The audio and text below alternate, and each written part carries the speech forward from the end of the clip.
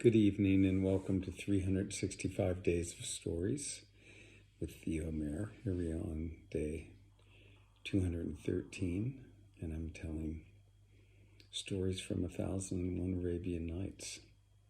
Now you might remember that Jafar had told the stories of the two viziers, and you might not remember exactly why he started that story, but it was in an attempt to win freedom for his slave.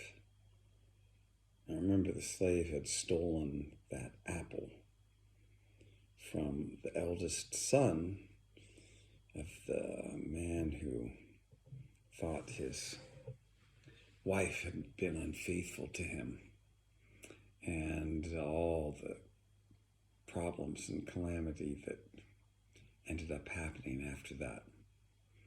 Well, Harun al-Rashid, commander of the faithful, he loved that story so much that he granted freedom to the slave.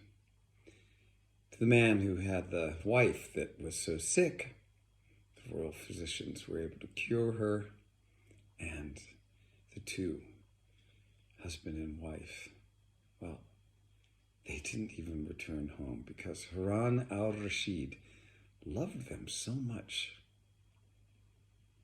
that he had them, put up in a palace on kind of the royal grounds and became a great favorite of Harun al-Rashid. Now, after the story had been finished, Harun al-Rashid said, did you ever hear the story of the Hunchback, the adventures of the Hunchback? Jafar said, no one in the company had ever heard of the adventures of the Hunchback.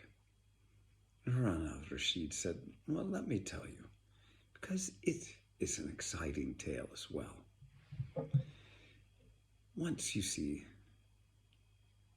in a town not so very far from here, he began, as all good storytellers do, there lived a Chinese tailor and his wife. Now, they had gone out one night to enjoy themselves, to have some food cooked by someone else. They drank a little alcohol. And as they were returning home, just as evening had come, there before them was a hunchback playing on a tambourine, kind of singing and dancing a little bit, clapping his hands sometimes, saying silly verses. The tailor and his wife stood back and watched and looked on and thought, wow, what a silly man, but kind of fun it seems like.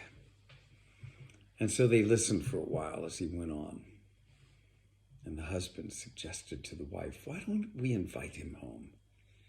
For certainly he will bring us happiness in the evening.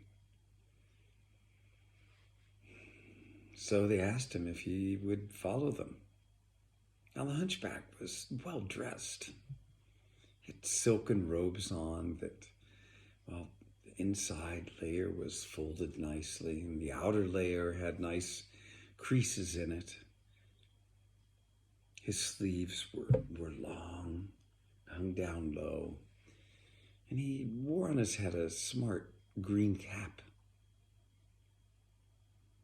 The three of them made their way down the street.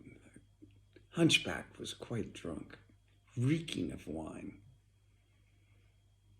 which is part of why the tailor and his wife decided to bring him home with them, because, they thought that might be fun. Well, as they were proceeding home, the tailor stopped at a market. It was late, but this market was still open. There he bought bread and fried fish, radishes, a lemon, and some dates for dessert, all with which to enjoy themselves. And so they made their way home. Well, they sat at table, and the tailor presented before the hunchback the fried fish and the bread. Sat down across of him, and they began to eat, and the wife came to join them. And they ate until they were satisfied, laughing merrily between themselves. And the tailor then did a rather unexpected thing. He took a rather large piece of the fried fish and crammed it into the hunchback's mouth. And then standing behind him, he covered the hunchback's mouth and said, "Now, you must swallow this." Well, the hunchback could hardly breathe. He couldn't chew. And so what did he do? He swallowed it whole. And the unfortunate thing for the hunchback was that embedded in that bit of fish was a bone, a very large one, which got caught in his throat. He choked. Taylor could hardly believe what was going on. He saw the hunchback's eyes roll back upon themselves. So he quickly loosed him and gave him a mighty smack on the back. With that, the fish was not dislodged, nor the bone. But what was dislodged was the soul of that hunchback, which descended quickly to heaven. The hunchback slumped in his chair and then rolled off of it to the floor. The tailor could hardly believe his eyes, and he checked for the pulse, but there was none. "Oh my God, his time has come quickly," he said. Taylor's wife said, "Husband, what are you doing? Standing around like this? We must make haste. This is like the one who has a fire coming toward his house and does nothing at all.